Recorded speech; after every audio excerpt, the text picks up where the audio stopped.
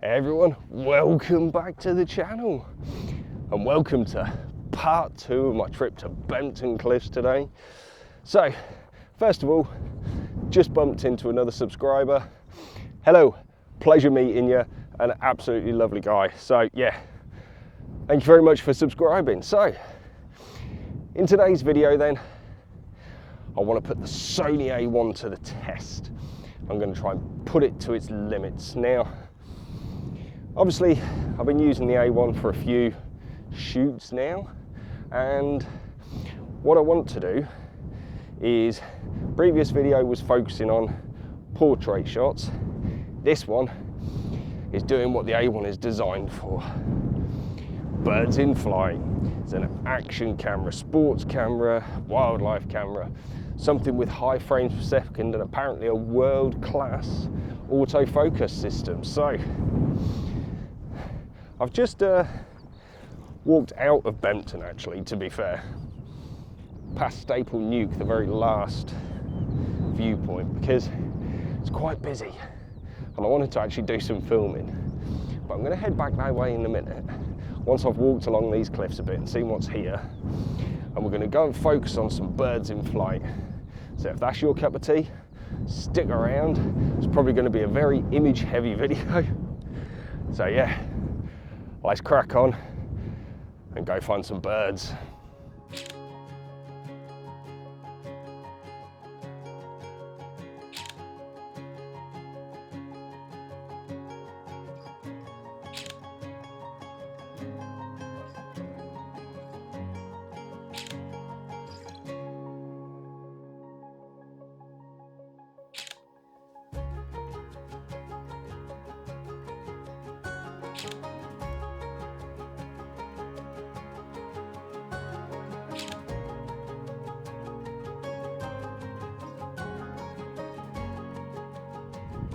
Okay, so I've not actually made it back to Staple Nuke yet.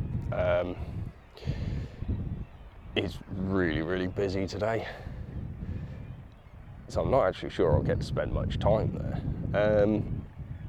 But what I did do is the first lot of photos that I've actually put up were just taken on the actual walk to the viewing area. So far so good. You know, I've had no problems with the autofocus system at all. Now bearing in mind, I'd say this is coupled with a Sony lens now, the 200-600, thanks to Ryan, and yeah, the results have been impressive so far. Every time I've sort of focused on a bird, it's managed to actually maintain that focus, and very rarely has it locked on. Not locked on, sorry, I should say. And yeah, it's just been absolutely fantastic. Even when I've literally wedged one of the Gannets tight in the frame, it's still had no problems tracking it at all. Now, what I will say is I have noticed that the bird IAF has not been locking on, but the actual continuous focus has been absolutely fantastic. You know, they say it's world class. I apologise if you can hear the wind, by the way, it just keeps picking up every now and then. They say it's world class, but yeah, I've never used an autofocus system like it where I can just totally rely on it. You know, you pay your money, you get the results. So happy days. Oh, and obviously shooting at 20 frames a second in uncompressed raw is obviously a bonus. So yeah, I'm going to go see if I can actually get any more pictures of the birds in flight. So yeah, stick with us, let's see what we can see.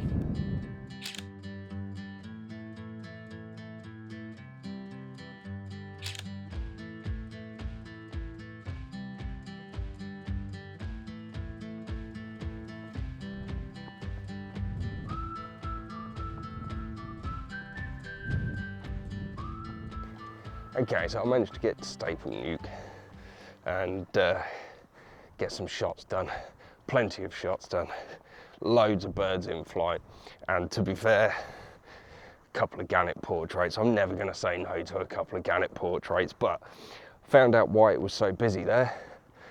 Puffins have been spotted out on the water, So there's a lot of people with telescopes and stuff, letting other people view through their scopes and that, which I think is hats off to you people. That's really nice of you, allowing other people to see it where they probably wouldn't be able to. Another thing as well is obviously the Easter holidays, and I've noticed there's a lot of kids down here armed with binoculars and cameras. That's absolutely brilliant, introducing a new generation to birding and wildlife. I think it's brilliant to educate people on things like that, because it seems like something that is quite uncommon nowadays, because obviously a lot of kids are focused on their video games and stuff. So it's absolutely fantastic to see parents out with kids, introducing them to nature and wildlife. So right, well, I'll stick up the shots from Staple Nuke now.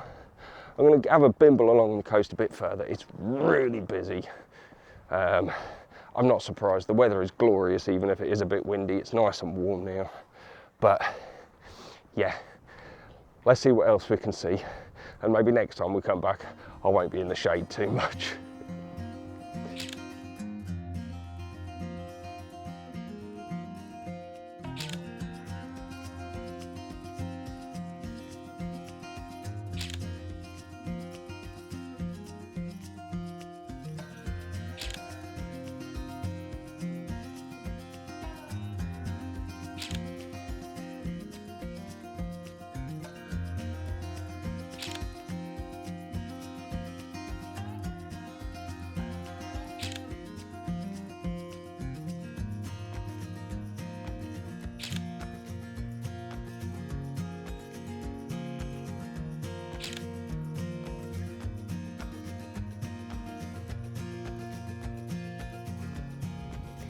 Okay, so I've just popped myself on the bench for a moment. It is really busy today, and I thought, you know what, I'm going to find somewhere to actually do some recording. So I know why it is busy. There has been several sightings of puffins and stuff, so obviously everyone's getting excited. So all the viewpoints are really busy. However, obviously I want to try and put the A1 through its paces still. So I moved on from Staple Nuke onto the next viewing platform, and there was quite a lot of razorbills taking off from the cliffs, and I was like, brilliant, small bird, fast moving. It's all well and good taking pictures of gannets in flight, who are quite majestic, and they're very graceful in the air realistically. And I thought, you know what, let's see what it can do with these razorbills. Now, once I managed to keep up with them, as soon as I hit that focus button, it locked the focus on, and that was it. It was not letting go. The only time it let go of the focus was when I was not able to track the bird's movement, and that's on me, not on the camera.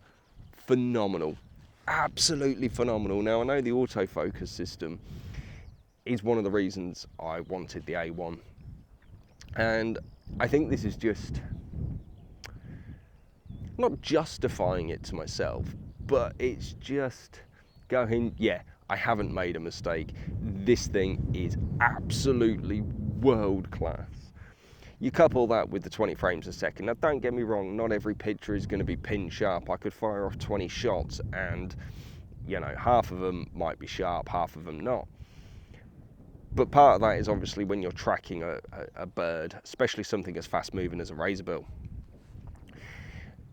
the ability to keep up with it isn't necessarily down to the camera, it's down to me. And then obviously the birds can be quite erratic in flight as well. So again, it's no qualms about the camera at all. I'll probably get home and out of these 20 shots, there's actually probably 15 that are keepers, or not keepers, but sharp. And it's just like, yeah, I knew there was a reason this camera would be perfect for bird and wildlife photography, and I was not wrong. So I'll stick up any of the decent pictures from that platform. Now what I'm going to do is I'm going to head more towards the small birds and stuff. I'm not going to be focusing on them in flight like I have been. This is just purely going to be down to me taking pictures and just almost like while bimbling around back to the car kind of thing. So yeah, obviously I'll stick up the pictures of the razorbills and stuff now from the last session, and then yeah, we'll come back and sign out. once I've had my little bimble around.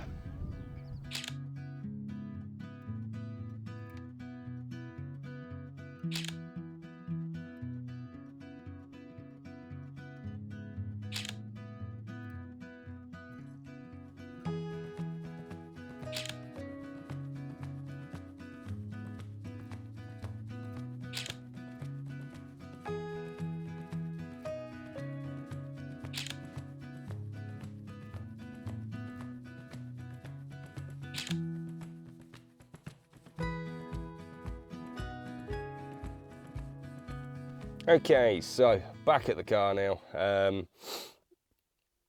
It's really warm in this sun. But I'll tell you what, it's so busy down here today. But then again, when you couple that with the kids' Easter holidays, as I say, it's fantastic to see so many kids down here, so well behaved, all taking that first steps into nature, whether it be photography or spotting or anything like that. It's just so good to see so many kids out really interested in spotting the birds and capturing pictures and stuff. I love it, encouraging the new generation. With regards to putting the A1 through its paces, it's done exactly what I wanted it to do and more. Been so lucky to utilize the focus system. As I said in the previous video from Bempton, my first two thoughts when I knew that I was getting the A1 was, would I have it in time for the Kingfisher hide that I went to with Ryan from the previous video? And when can I get down to Bempton Cliffs? Because this is something I really wanted to do. I really wanted to test out how good the autofocus system was. And obviously, you know, the bird eye AF for capturing portraits of my gannets and stuff. Well, I love it. I absolutely love it. It's just, I knew it would be an unbelievable camera, but was it going to be that kind of situation where you upgrade the camera and go, yeah, it's better, I can see the benefits, but this is just astronomical. Even taking pictures in crop mode of a garden bird at distance, it's still picking up the eyes. I'm absolutely in love with my camera. It's a total joy to use the A1, and I couldn't ask for anything more. I really couldn't. So yeah, now I'm going to sign out. You'll have seen all the pictures already that I've taken today. So there won't be any more because obviously I'm sat in my car. So obviously if you like the video, give us the old thumbs up. If you don't already, drop some subscribes from down the bottom, and why not check out the previous video from Bempton from earlier this morning. And yeah, all that's left for me to say then is this is Mike out. Take care and be safe, everyone. Peace.